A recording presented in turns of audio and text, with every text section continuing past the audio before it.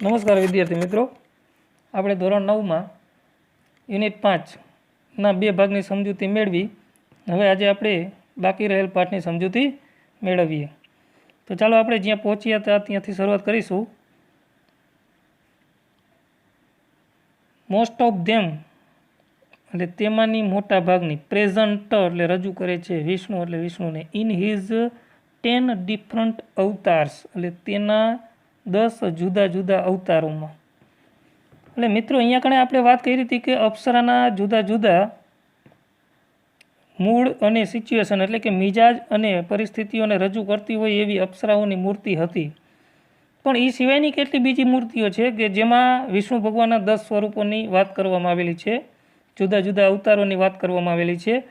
એટલે એનું ગુજરાતી થાય છે કે most of them present Vishnu in his 10 different avatars. એટલે તેમાંના મોટા ભાગની વિષ્ણુની તેના 10 જુદા જુદા અવતારોને રજૂ કરે છે. The most attractive sculptures are those of Varahi, Vaman, Narasimha, Ram, કલ્કી અને મહિષાસુર મર્દિની.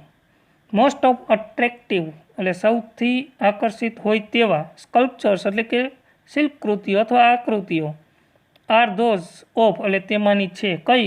તો કે વરાહી, વામન, નરસિંહ, રામ, કલ્કી અને Mahishasur Mardini.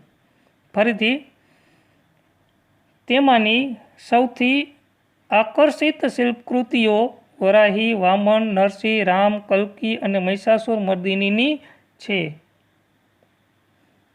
The Apsaras with 16 different makeup styles add to the grace of his unmatched structure.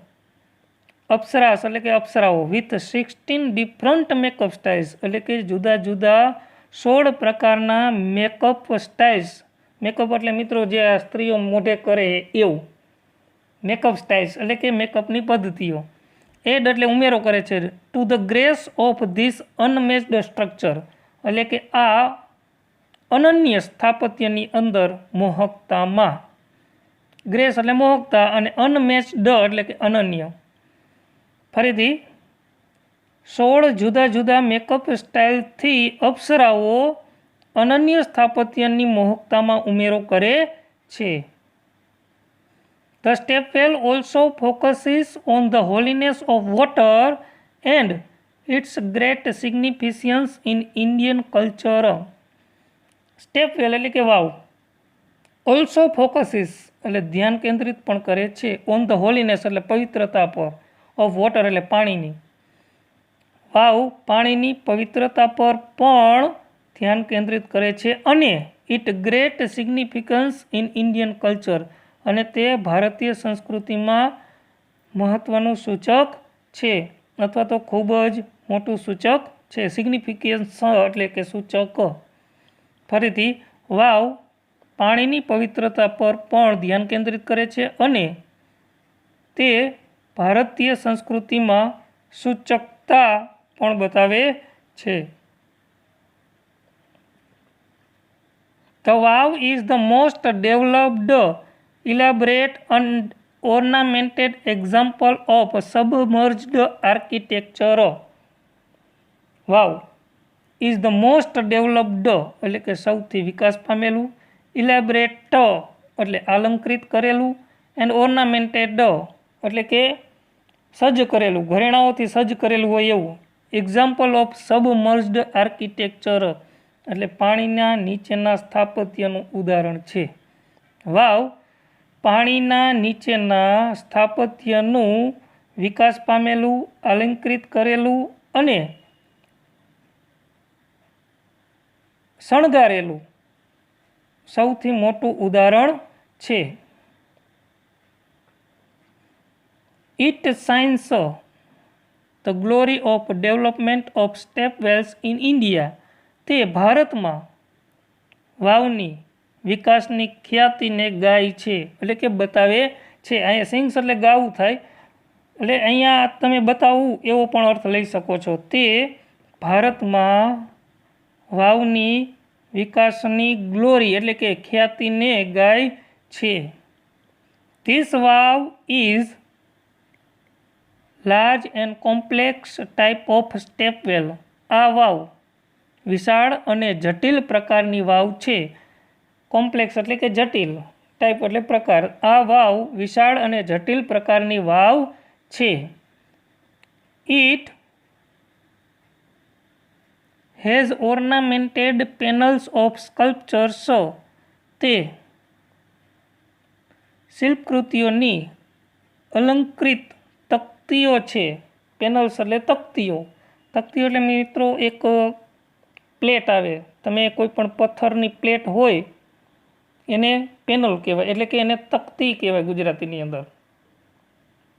તે શિલ્પકૃતિની અલંકૃત તકતીઓ છે. પછી એ તકતીઓની અંદર સીડી અને હથોડી વડે જુદા જુદા આકાર આપી અને તેને મૂર્તિનું સ્વરૂપ આપવામાં આવે છે. It lay buried under the mud due to the floods first and then vanishing of the river Saraswati. It lay buried એટલે તે દટાયેલી પડેલ હતી. અંડર એટલે નીચે, ધ મડ એટલે કાદવની નીચે, ડ્યુ ટુ ફ્લડ્સ ફર્સ્ટ એટલે પહેલાં તો પૂરના કારણે, એન્ડ ધેન અને પછી વેનિસિંગ એટલે અદ્રશ્ય થઈ જાય, ઓફ ધ રિવર સરસ્વતી એટલે સરસ્વતી નદીના. તે પહેલાં તો પૂરના કારણે અને પછી સરસ્વતી નદીના અદ્રશ્ય થવાના કારણે કાદવ નીચે દટાયેલ પડેલી હતી. It was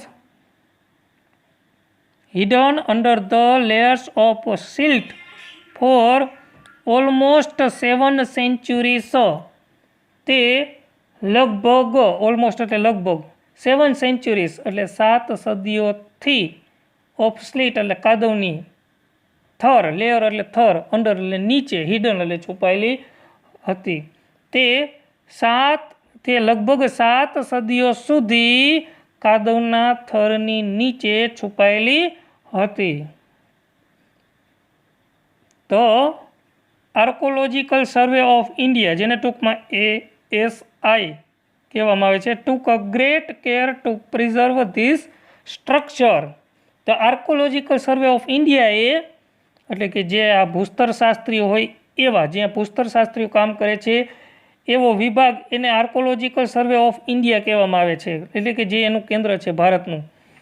took a great care એટલે ખૂબ જ કાળજી લીધી, ટુ પ્રિઝર્વ એટલે સાચવવા, ધીસ સ્ટ્રક્ચર એટલે આ સ્થાપત્યને. ASIએ આ સ્થાપત્યને સાચવવા ખૂબ જ કાળજી લીધી. In February 2013, ASI nominated this wow for the World Heritage Site.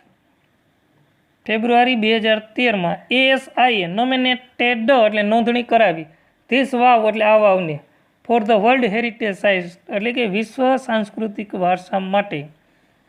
ફેબ્રુઆરી 2013માં ASIએ વિશ્વ સાંસ્કૃતિક વારસા માટે આ વાવને નોંધણી કરાવી.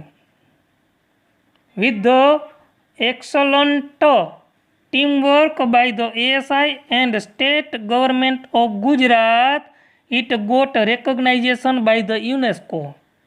With the excellent teamwork એટલે ખૂબ જ જૂથ કાર્યથી.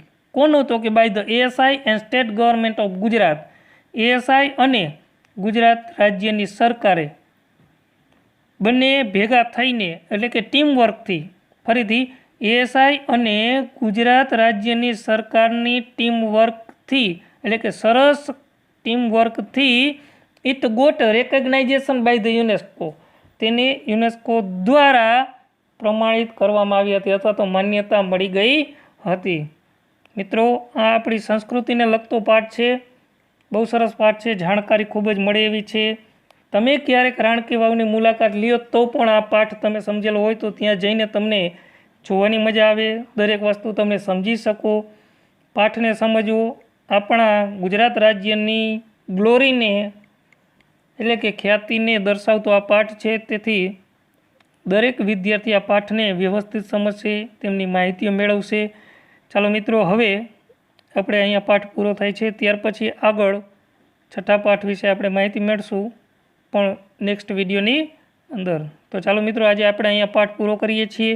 હું આશા રાખું છું કે તમે બધા પાઠને વ્યવસ્થિત વાંચી લીધો હશે અને આજે હલાવેલું પણ તમે વ્યવસ્થિત વાંચી લેશો.